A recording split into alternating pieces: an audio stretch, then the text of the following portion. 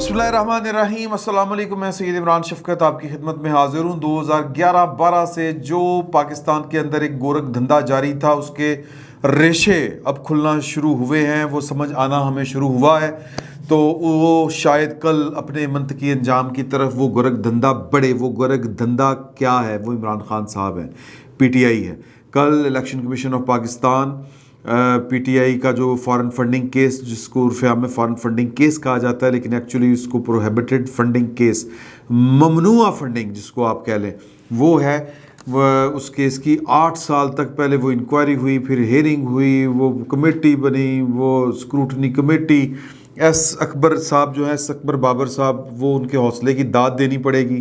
किस तरह करके मुस्तकिल मिजाजी के साथ वो जुड़े रहे, डटे रहे, और इमरान खान साहब को उन्होंने बिल आखिर जो है वो एक इबरतनाक अंजाम की तरफ धकेल दिया है। अब पता नहीं कल उनके साथ जो है वो चीफ़ इलेक्शन कमिश्नर साहब जो हैं, या इलेक्शन कमीशन जो है, वो क्या मामला करता है। कल सुबह 10 बजे की डेट है, यानी कि 8 साल से मुसलसल जो अकबर एस बाबर साहब जो शोर डाल रहे थे, तब तो नॉन सीरियस उनको कहा जा रहा था, या कोई सीरियस नहीं उनको ले रहा था। तो वो वाला मामला है। और बेसिकली तो अगर मैं ये बात कहूँ कि ये एक ही कहानी है, क्या ये महज इत्तफाक है कि इधर फॉरेन फंडिंग केस वाला मामला जो है वो उसमें पेशरफ्त हमें नज़र आनी शुरू हुई, तो उधर आरिफ नकवी साहब के मामले के ऊपर फाइनेंशियल टाइम्स जो है इंग्लैंड का, वो आरिफ नकवी साहब किस तरह फंडिंग करते रहे, किस तरह शेख निहान साहब जो हैं वो भारतीय एजेंटों के साथ मिलके पाकिस्तान में आरिफ नकवी साहब का रास्ता हमवार करते रहे। आरिफ नकवी साहब, इमरान खान साहब जो एक ग्रेटर गेम थी, इमरान खान साहब एक ग्रेटर गेम का एक पार्ट थे। वो ग्रेटर गेम क्या थी? वो ग्रेटर गेम ये थी कि बड़ी मुश्किल से पाकिस्तान की 2 पॉलिटिकल पार्टियों ने, जिन्होंने माजी से सबक सीखा था, मैच्योर हुई और उन्होंने अपने आप को जवाबदेह समझा, अवाम की बात की, तो उनको हैवी इन्वेस्टमेंट के साथ उनको मलून करार दिया गया, उनको गद्दार करार दिया गया, उनको चोर चुकेरे, चोर क्या कहते हैं, चोर चुकेरे कहते हैं, मतलब चोर लुटेरे कह लें, चुकेरे नहीं कहना, तो चोर लुटेरे उचक्के, इस तरह करके उनको पोर्ट्रेट किया गया, पेंट किया गया। और फिर जो नौजवान नस्ल है उसने, जिसने आँख ही खोली है, यानी कि 2000 में या 2011 में या परवेज़ मुशर्रफ साहब के दौर में, तो उनके लिए जो था ये प्रोपेगेंडा बड़ा उनके लिए मैं अगर कहूँ कि कारगर साबित हुआ। उनके जो दिमाग थे, ज़हन साजी हुई। तो अब वो इमरान खान साहब को मसीहा समझ रहे थे, लेकिन अंदर खाते क्या था कि पूरे का पूरा सिस्टम और बहुत बड़ा एक नेटवर्क इमरान खान साहब के साथ चल रहा था। तो वो हमें कहानियाँ पता चलती हैं। तो शुजा पाशा साहब जो है, उनका भी नाम आया था, और उस नाम यानी एक MNN एक वेबसाइट है, उसका अबसार आलम साहब ने भी ज़िक्र किया था। कल हमने भी उस पर बात की थी कि शुजा पाशा साहब जो हैं वो सहूलतकार थे, किस तरह उन्होंने आरिफ नकवी साहब को के इलेक्ट्रिक और पाकिस्तान के अंदर जो है वो सपोर्ट किया। और वो चूँकि इमरान खान साहब को सपोर्ट कर रहे थे, गेम ये की जाती थी कि आरिफ नकवी साहब जो हैं वो चैरिटी के नाम के ऊपर पैसे इकट्ठे करते थे। वो वैसे ही फंड मैनेजर है इंटरनेशनली, और उन दुनिया के जो बड़े बड़े सेठ हैं उनको उन्होंने ये फार्मूला बेचा कि आप चैरिटी कमर्शलिज्म के साथ भी कर सकते हैं। तो बड़े बड़े लोग उनके ट्रैप में आए, और जो वर्ल्ड इकनॉमिक फोरम है वहाँ पर वो लेक्चर थे उनके उन्होंने जो नज़रिया पेश किया, जो उसका प्रचार किया, लोग उससे मुतासिर हुए। लोगों ने उनको अपना सरमाया मुंतकिल किया कि ये आप गरीबों की मदद करें। तो गरीबों की मदद वो इस तरह करते थे, शराब कबाब की महफिलें, क्रिकेट मैच, और इमरान खान साहब को सपोर्ट। इमरान खान साहब के साथ उनको कोई मोहब्बत नहीं थी, 2 नंबरी थी। क्या 2 नंबरी थी? इमरान खान साहब चूँकि एक बड़ा नेटवर्क चला रहे थे फ्लाई शौकत खानम की सूरत में, तो वो वहाँ पर शौकत खानम के नाम के ऊपर जो है वो फ़ंड इकट्ठे करते थे और वो इमरान खान साहब को देते थे। इमरान खान साहब जो हैं वो लगा देते थे PTI के में, और वो जो फ़ंड होता था, कुछ पैसे उधर से और कुछ पैसे शौकत खानम के ट्रस्ट के, वो एक ऑफशोर कंपनी में जज। और वो कौन सी ऑफशोर कंपनी? जिसको आरिफ नकवी साहब कहते थे कि यहाँ पे पैसे लगाएं। ऑफशोर कंपनी का मतलब ये होता है कि दुनिया के किसी कानून में उसके मालिक का आप सुराग नहीं लगा सकते कि ये कौन सी कंपनी है, कहाँ की कंपनी है, मालिक कौन है।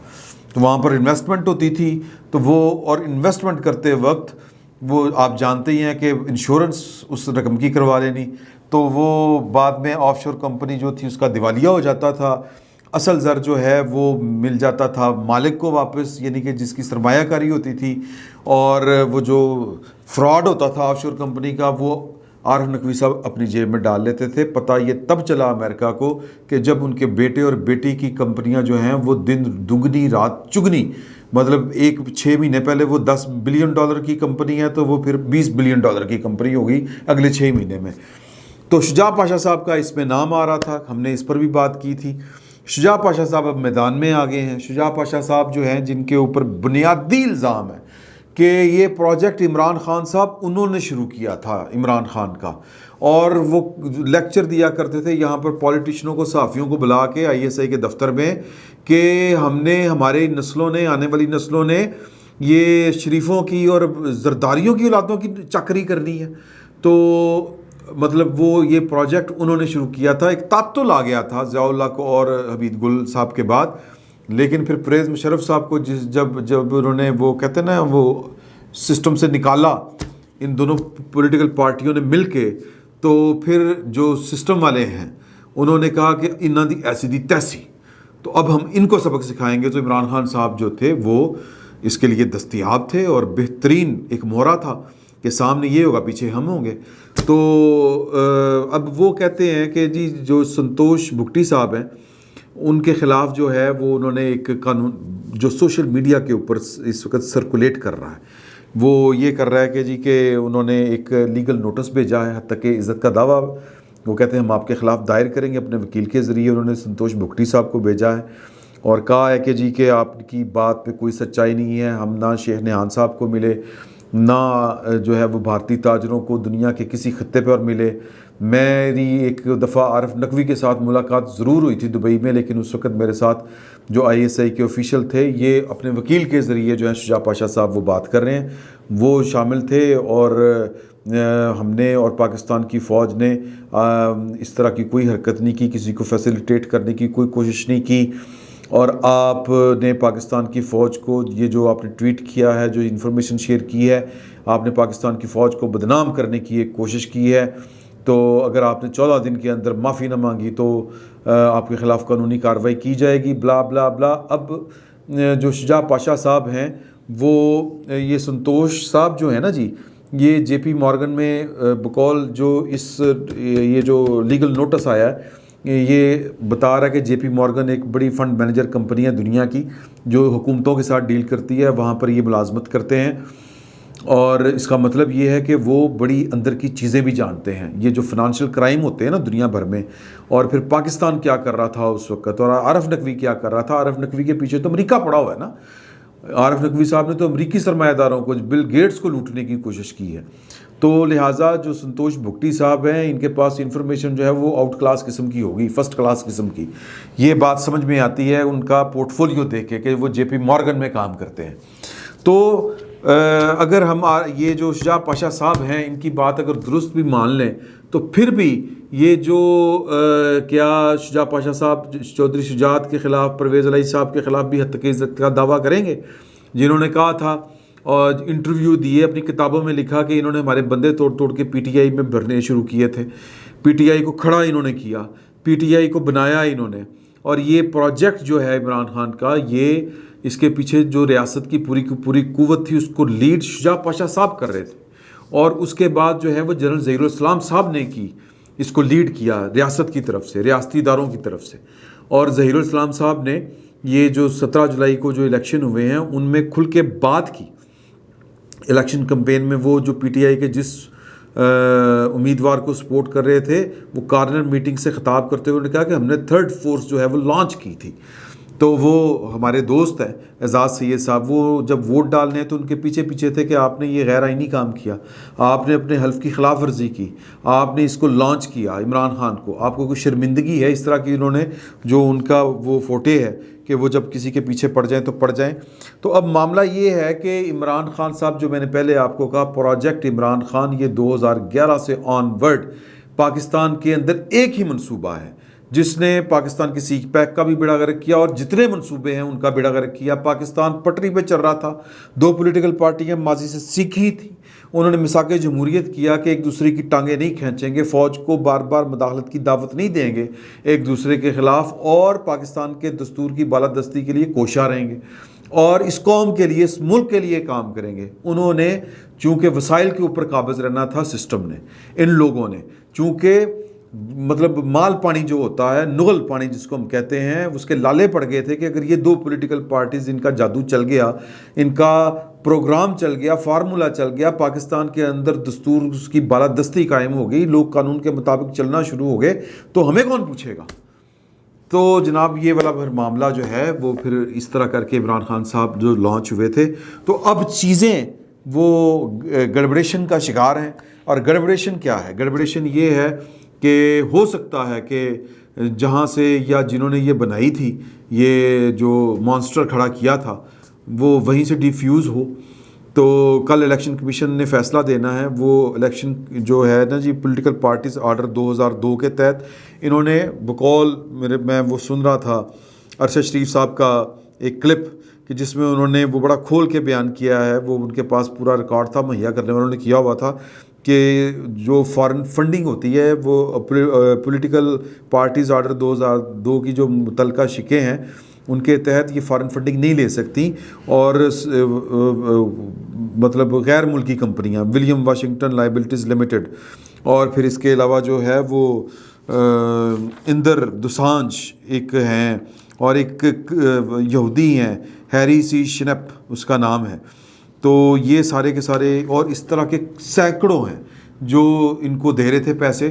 اور جو بات سمجھ میں آتی ہے کہ عمران خان صاحب کو فنڈنگ دے کے کھڑا کرنے کا جو مقصد تھا یہودیوں کا, امریکنز کا یا انڈینز کا, وہ یہ تھا کہ سی پیک کو برباد کروانا ہے, عمران خان صاحب کو لانا ہے. اور عمران خان صاحب نے پوری نوکری کی, آتے ہی سی پیک کا بیڑا غرق کیا.